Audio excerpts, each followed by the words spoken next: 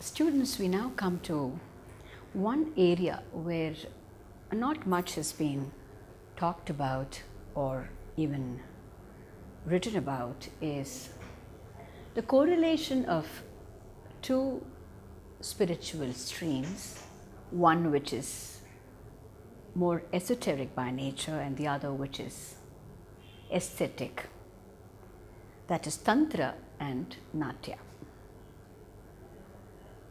Why do it is because as we all move forward in the practice or the study of dance, there are certain areas where we ask ourselves why this has been given in this manner, or why Bharata has given the hastas in a particular order, or why are the chapters designed in this manner. So, is there something deeper to the popular adage that this was taken from this Veda, that from this Veda? Together it was created as the fifth Natya Veda. Some places it is referred as Natya Upanishad, some places referred as Natya Tantra, even in Abhinaya Darpanam. So what is actually making Natya an Upanishad, and what is actually making Natya also a Tantra? So this is why a concept in correlation between Tantra and Natya, at least an introduction to this view, is being given here. The human body is certainly one piece of classic engineering designed to enable positive physical, emotional, and above all spiritual enhancement. The art of dance, when correlated with the science of Tantra, is the union of Shiva Shakti, when the Ardhanarishwara within one's subtle body is in action, portraying the generative, operative, and destructive forces through dance. Tantra, one of the most misused terms in modern days, has come to mean all kinds of negative practices, unfortunately. But it stands for the essence of weaving together, putting together spiritual knowledge, tantrayate, by actually participating in the cosmic reality of vibrating energy. A Tantra Shastra paradigm, Natya can also be called as one such paradigm, exemplifies conception of the Supreme Personality of God, the dual aspect, when God Himself becomes the universe beyond consciousness or Purusha and beyond energy or Prakriti, as the complete whole, a fused, undivided one. With the force of dancing comes the discovery of this whole, the I, when the small I reunites with I, the Brahman, I am.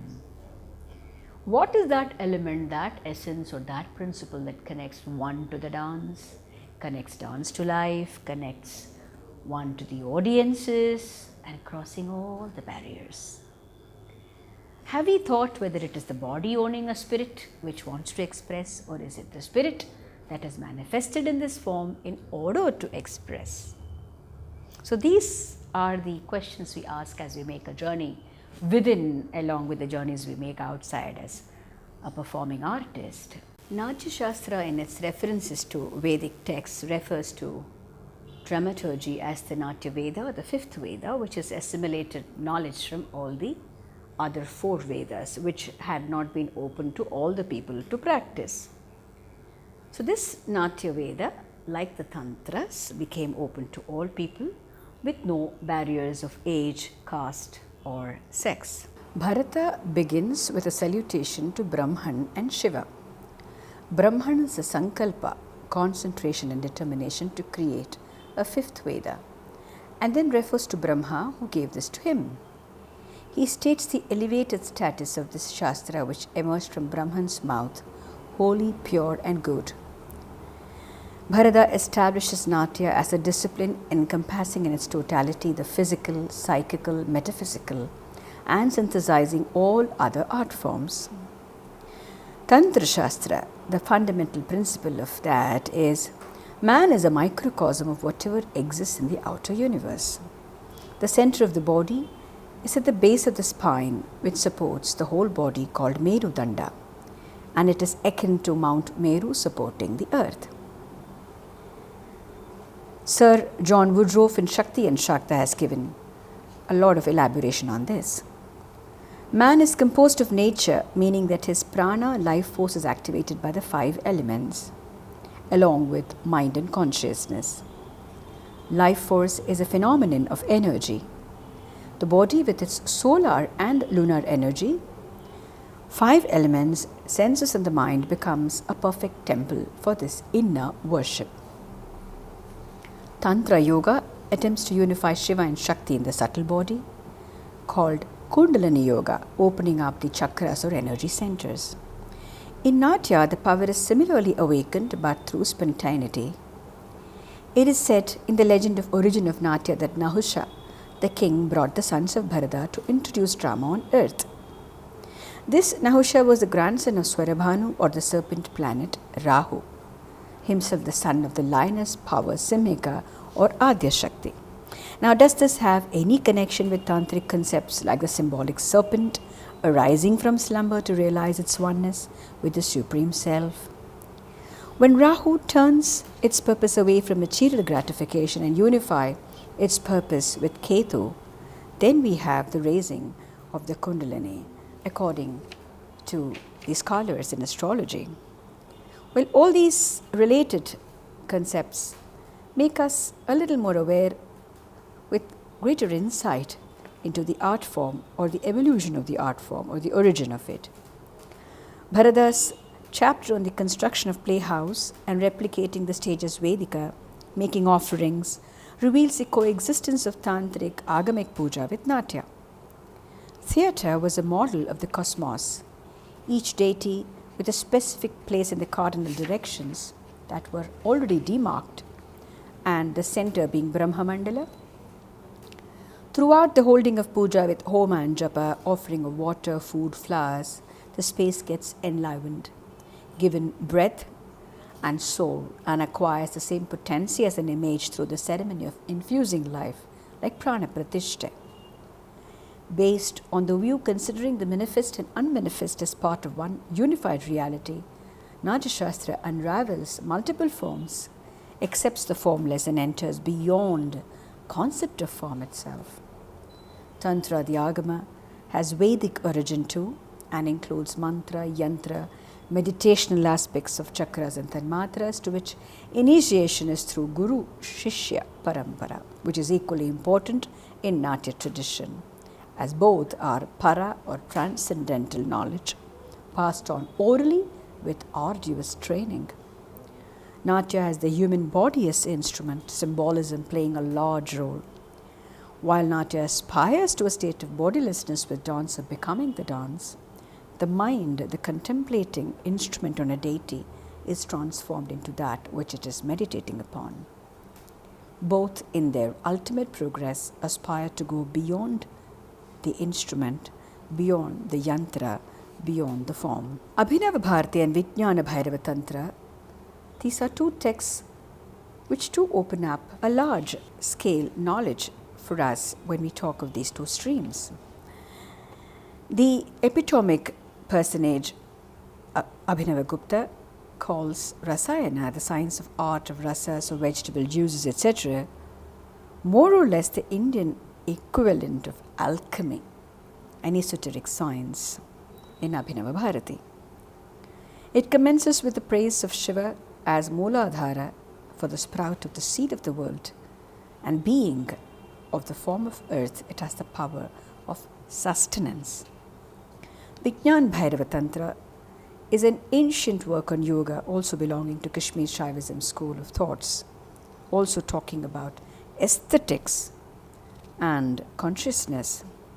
It describes 108 types of yogasanas and studiously avoids mechanical worship and ceremonies and goes directly to the heart of the union of consciousness with the divine. The Bhavabhuti, the dramatist, is probably the first to mention Bharata Muni as the author, and he calls him Taurya Trika Sutrakara.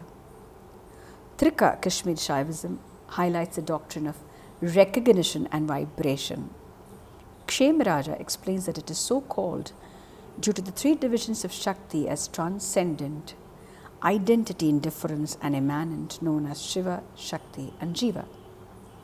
In the philosophy of recognition, it is proposed that the ultimate enlightenment consists of recognition that one's own true identity is Shiva.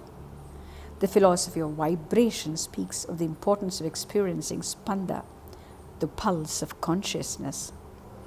Every activity in the universe, as well as sensations, cognitions, and emotions, emerge, flow, and dissolve as part of the universal rhythm of the one reality, Shiva.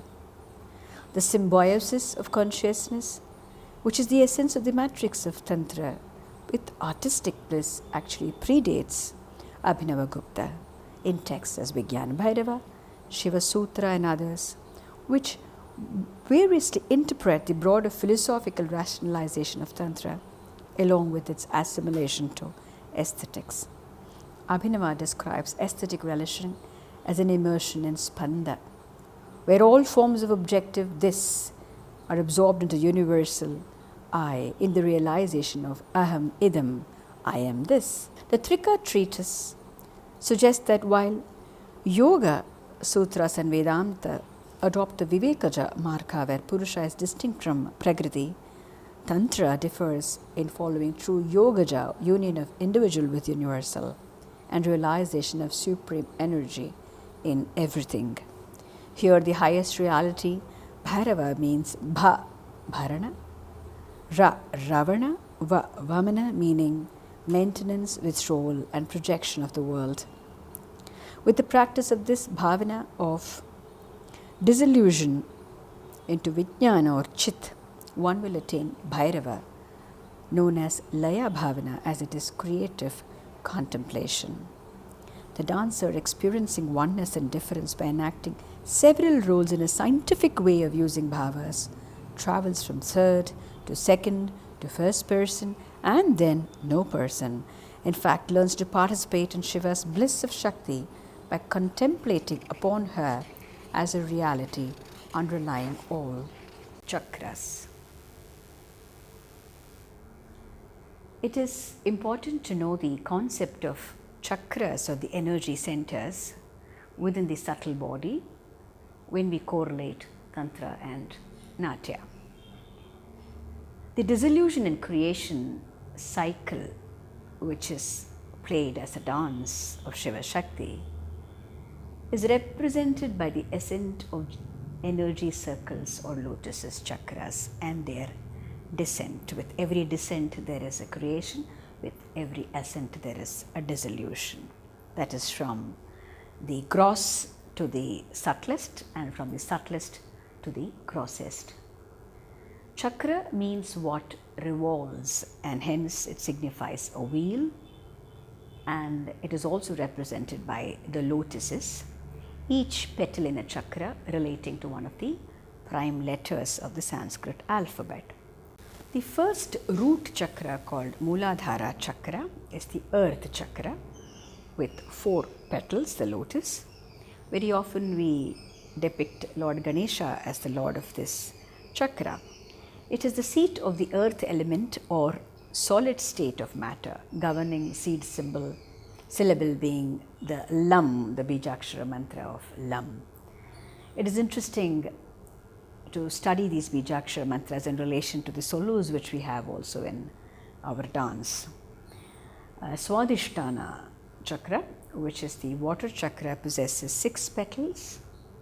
It is the seat of the water element or liquid state of matter, and the governing seed syllable is Vam. So each of these chakras have been given such various characteristics. The Manipura chakra, which is the third in the order in the subtle body, is the fire chakra, possessing 10 petals. The lotus possesses 10 petals, and the seat of fire element, the radiant state of matter, with the governing syllable being Ram. Anahata chakra, the air chakra, is the heart chakra with 12 petals, and this is an important chakra for the medley of emotions, because the Anahata is very active when we as artists portray so many emotional states. The governing syllable of Anahata is Yam. Vishuddha chakra, the ether or the space, Akasha, has 16 petals consisting of the vowels of the Sanskrit alphabet. It is the element of ether or the etheric state of matter, with the governing seed syllable being Hum. The next is Ajna chakra, the third eye chakra with 2 petals, some call 48 petals, consisting of the mantras Hum and Ksham. It is the seat of the mind space, which is the mental ether, and its syllable being Ksham, meaning patience, peace and fortitude. So there is a meaning being given for this mental space chakra as well. Sahasra Padma chakra, the crown chakra with 1,000 petals, which when opens up, you are in the elevated state of realizing the higher bliss of Brahman, they say. It is the seat of the spirit, the seat of Atman. Its syllable is Om, the seed syllable, and it's a seat of consciousness, the consciousness space that is the origin of the mental and the material worlds. Now these chakras have both gross and subtle counterparts. Some of them are being associated also with the endocrine glands. So when we have an insight into them, in fact many of the texts also indirectly refer to them, like the Devi worshipful texts like Lalita Sahasranam or Sandurya Lahari, they very often refer to these chakras in vibration within as you are doing your movement. And even in some of the great musical texts, there is reference to the Saptaswaras emanating from each of these chakras. So these were very well known and practiced by the sages of yore, and they were absorbed into the art practices. So the Bijakshara recitation also, it works on sound energy. If you realize the Sanskrit consonant and vowel together giving the powerful sound energy vibration, and this has to be practiced in a very intricate manner. Hence we emphasize on the way the Natuvangam Sollus are said.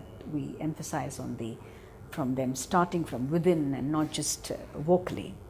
So there is a lot of force in it. In Kautungs, for example, the temple ritual numbers, invocatory numbers, we find that the chollus which are used are very, very closely related to the seed syllables of these tantric worshipful practices. The next related topic we talk of is when we correlate these two streams, we can analyze that the sattvika expressions emanate from sattva on a higher level, which correspond to the higher chakras. The others may belong to the rajas and the tamas category, middle and the lower chakras. Manipura is considered the center of dynamism, energy, willpower, achievement, which radiates through the entire human body. So it is associated with the power of fire and digestion, as well as the sense of sight and the action of movement. So each chakra has its vibratory field and corresponds to points on our spine that have potent energy. Like I said before, heart chakra is a medley of deep emotions like desire, love, joy, lust and anger. So the interplay of these emotions, when they are evolving from an artist involved in the dramatic enterprise, have connection with these innate vibratory fields in them. Of course, the study of the character is equally important who's represented. So one has to study deeper into what the hero or the heroine who's depicted, what his psychological state would be. And then as it is introspected within, internalized within, one's own subtle mind and body would interact while one is depicting the particular character. In chakras, we have to give importance to the unstruck, the unheard, perceptive, extrasensory chakra of Anahata, where exists higher intuitive perception and intelligence, and it is the most active in the creation and transmission of rasa. The Navarasas can be correlated to the ascent and descent of vibrating consciousness within these chakras. Anahata expands and vibrates to accommodate so many emotions, particularly compassion, sublimates the sensuous by not restricting it in the lower Swadhisthana chakra. The spontaneous intuition of the artist in presenting and the spectator in receiving is due to the interaction of the forces of both Anahata and the third eye, which is Ajna. The entire graph of the Navarasa suggests that we begin with love and go to other fleeting emotional states and transcend finally to dissolve into peace. Love and peace is the eternal nature. Natya portrays so many bhavas, but the Shanta Rasanubhava, the underlying sheath of myriad actions, remains after all the dramatic enterprise. This ninth rasa signifies Brahma Vidya, which is the ultimate joy after removing the veil of ignorance of names and forms, actions and reactions, after a tryst with the maya of bhavas. Yogic asanas, integrated in the dance prayogas, are helpful in raising the Shakti of Kundalini, the serpent power. The beautiful balance in the dance posture kindles it. Kumbha refers to an overflowing pot. It also refers to a body filled with knowledge. The traditional gurus say that an Ardhamandali posture in perfect back erect Shaustravam posture held over years can bring in the Mahakumbha by opening up energy centers, triangular shapes and intersection and balancing them, and the Brahma Sutra, an imaginary line passing through the center of the body. This is, of course, especially with relation to Bharatanatyam, this observation. The heat during executing a long session of adavas in great speed in comparison with the coolness in relaxed tempo, geometric shapes formed with an array of triangles, the emphasis on gravity as well as levitation, advancing without constraints of time, space, or any desire to exhibit, are steps in one's sadhana, so that the journey within also happens along with the journey outside. Now, why did Bharata give the name rasa to aesthetic joy? It is because rasa is universal, taste is universal. One may be born deaf, dumb, or blind, but tongue, being instrument of taste, is almost always present at birth. So, no one is without it. Bharata Muni speaks about rasas which have their own space, purushas or entities. This universal rasa is unveiled to artist and spectator, free of differentiating thoughts and with a heart open to receive unto oneself the abhinaya. These universals are identified through esoteric meditations in Tantra, which has provided a ready canvas. The artist is only painting or weaving on it. While depicting or witnessing the personalities whom one has read about and cherished within one's space, one literally detaches body consciousness and gets into the character. One introspects and develops a beautiful connection with the character within oneself. One is not limitedly relating to the rasa depicted by the scene, but becomes aware of that which is already in us through an aesthetic experience. Mudras are sacred ritual gestures. When used in dance, they become an elaborate dance language. They create an energy field with the ultimate goal of a higher state of consciousness. The science of healthcare by mudras is a branch of Hatha Yoga. The decoration of the dancer symbolizes the 5 elements, sun, moon and planets of the designs and motifs of ornaments, paintings of hands, fingers, feet, etc. The bells on the feet symbolize the bells of the temple sanctorum. Perhaps the dancer is performing the role of a priest or a tantri, worshipping with the mudras and offering the self before the Lord as a yogi, the body harnessed as the yantra ear. There are such esoteric mudras in temples of Kerala and Bengal and Vajrayana Buddhists. The aesthetic hastas in dance have a definite link with tantric mudras. Even the great seers like Sri Chandrasekharendra Swamigal of the Kanchipura Mutt, who has written extensively on the Vedas or any field of knowledge, has himself said that the science of Tantra has prescribed these mudras and the hastas. In hastas, we find that they are more for public consumption, the more elaborate, better shape and clarity and expressive use, whereas the mudras are for the esoteric rituals and for prana pratishtha, for invoking life in the deities.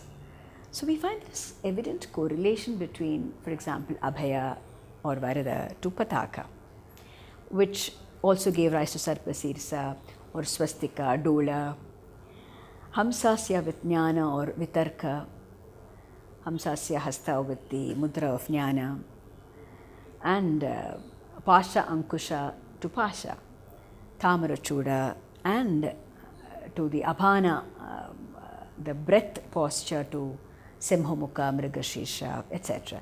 So there is definitely the way it is codified in the Natya Shastra also, there has been a link between these practices and the way it is flowed.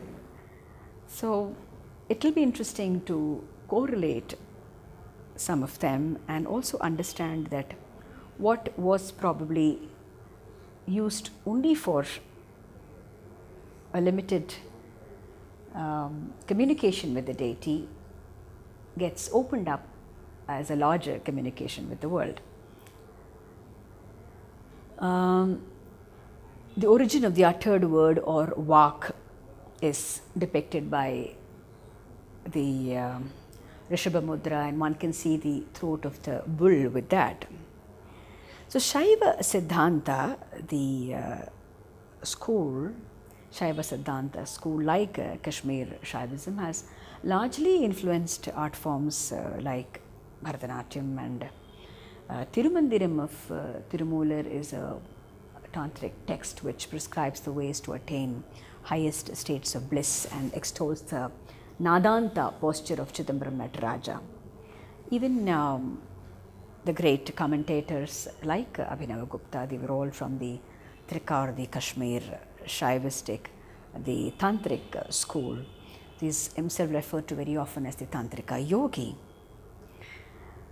So what we can now realize is that there is much more than what is evident just by reading the apparently available text. One needs to also try and fathom what is implicit, secretly coded inside the text, which opens up a great field, a great dimension where we can think in order to evolve oneself in this art. There is one important worshipped Sri Yantra of Sri Vidya, which also needs to be looked at in order to understand how these geometric shapes have been developed. One of the minor Upanishads, the Bhavana Upanishad, establishes a relation between structures of the human body and the Sri Chakra. The Sri Chakra is regarded as a projection of the essential characters of the universe. The meditation method adopted is the Samhara Krama, absorption or dissolution method, which commences from the outermost avarana and proceeds inwards, systematically till the central point, the bindu. The diagram of the Sri Chakra is primarily a matrix of 9 interlocking triangles. 5 of these triangles have their apex facing downward, Shakti, the other 4 upwards Shiva, and the intersection of these 9 triangles creating 43 triangles with the additional Bindu, which is the centermost, also a triangle. So we have ultimately 44 triangles. The Sri Chakra Nyasa identifies the different elements of the yantra with different parts of the human organism. Bindu is Shiva, Bija is Shakti, and Nada is their union. Tantra associates them with a particular yogic technique. The practice is the Samaya method, the internal worshipful method. Sacred sound, mystic symbol, and they perform the karanas, being adept in dance. Sri Yantra is thus a cosmogram, a graphic representation of the universal process of emanation and reabsorption. So as the various yoginis or the goddesses established within these triangles are worshipped, we see that correspondingly they have their energy fields and their karanas. The saint composer Sri Muthuswami Dikshitar gave initiation to the Tantra quartet and became great worshippers of Devi in the yantra. The Tantra quartet gave thus the margam in the format of entering a temple, which is again a yantric diagram. The Alaripu forming the entrance, the sanctum being the Varnam, Tilana, circumambulation, and so on. So as a conclusion, we say that Thala is absorption, Laya is dissolution, Shiva Vyapti, fusion with Shiva through the path shown by Shakti, who is energized in the yantra of body, mind, spirit. A contemplative discipline and an art process are intricately and implicitly connected.